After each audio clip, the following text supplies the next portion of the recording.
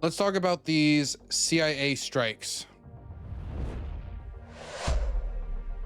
So Donald Trump was on a podcast, and instead of having a conversation with the White House press pool, which has been greatly diminished and replaced with sycophants, or going on Truth Social in the middle of the night and deciding to inform the general public all at the same time, he decided to go on a podcast with a GOP donor, somebody who donates millions of dollars to the Republican Party, and give him the drop, the exclusive, the first piece of information before any of the general public on an American strike on a Venezuelan port conducted by the Central Intelligence Agency. The CIA reportedly conducted a drone strike on a Venezuelan port facility last week and attacked President Trump, revealed during a, get this, December 26th radio interview, the day after Christmas. He's like, what am I doing the day after Christmas? I know I'll go on that podcast. And after I go on that podcast, I'll just drop about my CIA bombing. I'll just drop it casually, marking the U.S.'s first known land strike inside the country amid its mounting pressure campaign against President Nicolas Maduro. Now, Donald Trump has been open that the CIA has been engaged in covert operations in Venezuela for much of his second administration. He publicly announced this as if to tell the world he's increasing the pressure to both let the world know and to let Nicolas Maduro know. Makes him look strong, probably meant to cause some anxiety amongst Nicolas Maduro, but is also probably meant to cause imagination amongst those around Maduro, to place millions of, not billions, but millions upon millions of dollars of bounties on his head, to talk about CIA operations are active, to be blowing up all these ships that are leaving Venezuela and now striking the ports themselves, seizing the fuel export that the country uses to sustain itself.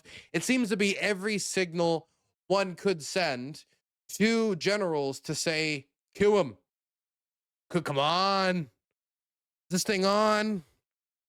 Is this thing on? Kill him. Kill him. Kill him right now. That's the read that any general would take looking at the situation.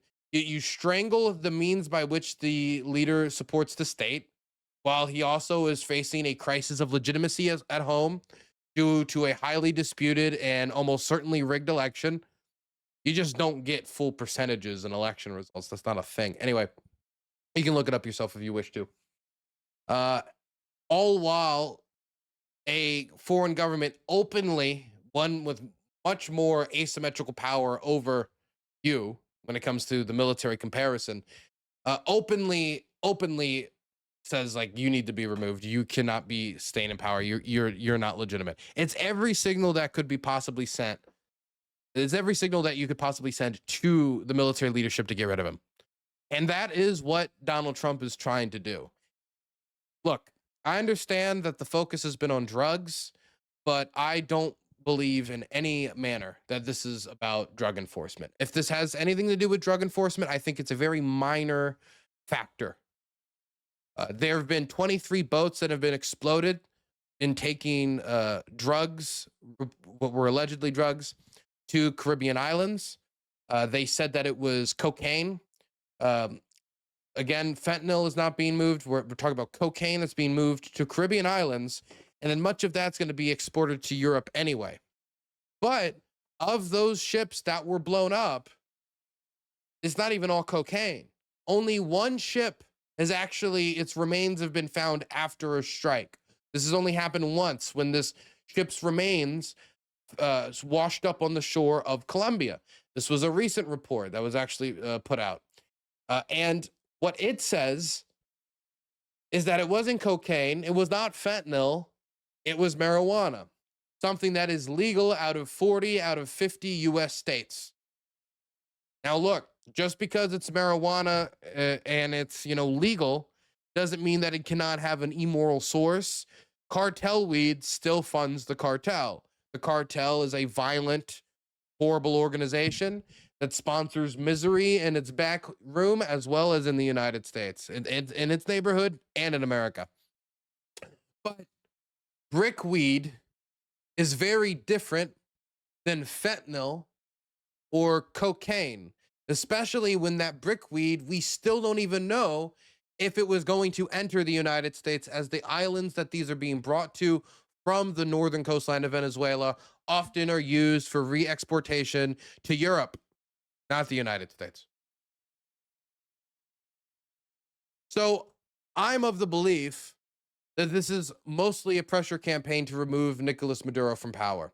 Right? If they can get whatever government comes after him to be more cooperative when it comes to drug enforcement and trying to deal with local gangs, I think they would like that. But I think the main priority is that the Trump administration wants to reassert itself in Latin America. It wants to show itself to have a bolder, strong version of a type of Monroe doctrine, a Trump Monroe doctrine that they could hammer against Latin America. And Nicolas Maduro has been a thorn in not only a side of Donald Trump, but of previous administrations as well, that it just so happens to be sitting on the largest oil reserves on the planet. So when you add the largest oil reserves on the planet, a government that's completely non-cooperative with the United States, and under Hugo Chavez was seizing the property of U.S. companies, which of course is not going to make an American businessman like Donald Trump particularly happy. I think Nicolas Maduro is going to be removed. I do think that he's probably not going to be in office by the end of the year. And I do think that is the primary motivation of Donald Trump. I don't think it has anything really to do with drug enforcement, because if it had to do with drug enforcement, why are we going about it this way? Why are we destroying all of the evidence? Why are we focusing on the ships that are going to these specific Caribbean islands? Why are we only focusing on Venezuela, which is not the major like traffic way of getting drugs into the United States? There's other like more lethal routes of more lethal drugs outside of marijuana bricks entering the United States. It seems to make much more sense as a pressure campaign than as an anti-drug campaign. Because right now we have the perfect storm. The government is taking physical pressure at sea and is now taking physical pressure at home. The way that it fuels itself by the export of energy to China and Iran, that is now being pressured, and those tankers are being seized by the U.S. government. CIA operations are in full throttle in the country. The government seems to recognize a different authority as the legitimate government over Venezuela, the opposition from the last election, and is openly calling for his overthrow while putting tens of millions of dollars in bounties on the president's head. They want to get rid of Maduro by the end of 2026. I think that this area probably has the most room for success when it comes to Trump's diplomatic efforts here. We'll call it diplomatic efforts. That's not to say that what comes after Nicolas Maduro will be stable or that it won't be. It could be that after Nicolas Maduro goes, the Venezuelan people take the opposition, put them in the power, or hold another election, and then they start to manage their energy resources better. They start to pull themselves out of poverty. They, of course, sanctions would be removed because the government would no longer be seen as adversarial to the United States, and things improve. That's a possibility. What else is a possibility is that Nicolas Maduro dies in an explosion, and then we just have gangs fighting over the country. So I'm not saying whether or not it's going to be a positive outcome for Venezuela, even though I don't think Venezuela has really much of a chance of ever improving until the government of Nicolas Maduro is gone and they're given a blank slate. They're given some new starting pistol, some new starting position. But I also said the same thing about Syria. That's to say that until Assad's gone, there's no chance. That's not to say that the chance will succeed, but that there just simply will not be a chance. And I think the same thing is true when it comes to Venezuela.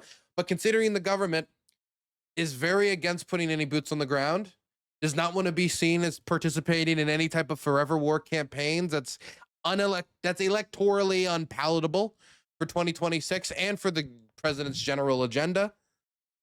I don't see how, if the strategy goes awry and we get a government that could even be more hostile to American interests, or just chaos on the ground that could then lead to a much larger wave of displacement of people, which is not only a humanitarian catastrophe, but would be a catastrophe for this administration, considering, they like to tout this idea that they've stopped all illegal border crossings, even though that is physically impossible. Just statistically, it's not really possible. But the idea that they've reduced it immensely is something that they're very, very, very proud of.